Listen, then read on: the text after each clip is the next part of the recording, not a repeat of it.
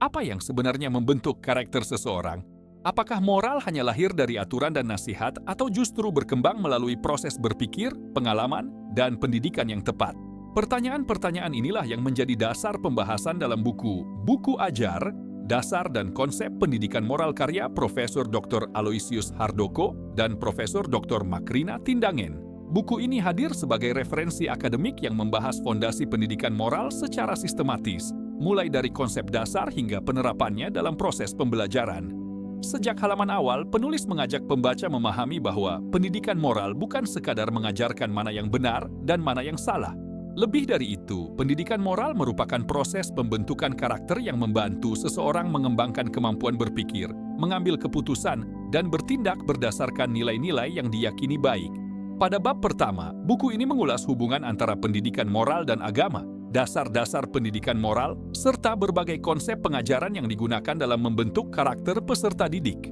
Pembahasan disajikan secara runtut sehingga memudahkan pembaca memahami landasan filosofis dan pedagogis dari pendidikan moral.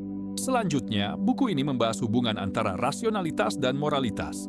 Penulis menjelaskan bahwa perilaku moral tidak hanya didasarkan pada kebiasaan atau aturan semata, tetapi juga melibatkan kemampuan berpikir rasional dan pertimbangan etis. Di bagian ini, pembaca diajak memahami perbedaan antara pendidikan moral yang membangun kesadaran dengan indoktrinasi yang hanya menuntut kepatuhan tanpa pemahaman mendalam.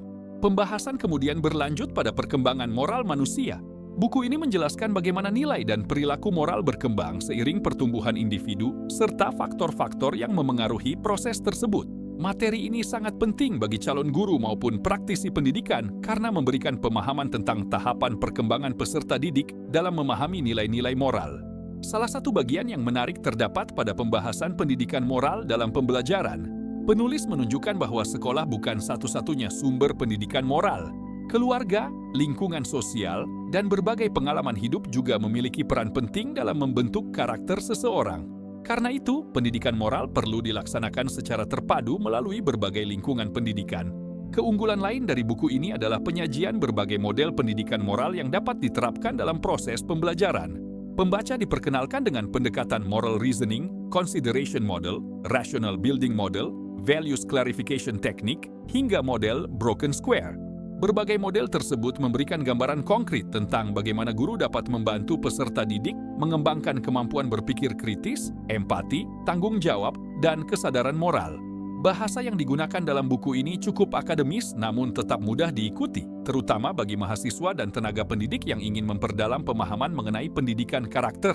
Setiap bab juga dilengkapi rangkuman yang membantu pembaca menangkap inti pembahasan dengan lebih mudah. Secara keseluruhan, buku ajar, Dasar dan Konsep Pendidikan Moral merupakan referensi yang bermanfaat bagi mahasiswa pendidikan, guru, dosen, maupun siapa saja yang tertarik pada pengembangan karakter dan nilai-nilai moral dalam dunia pendidikan. Sampai jumpa di ulasan buku selanjutnya.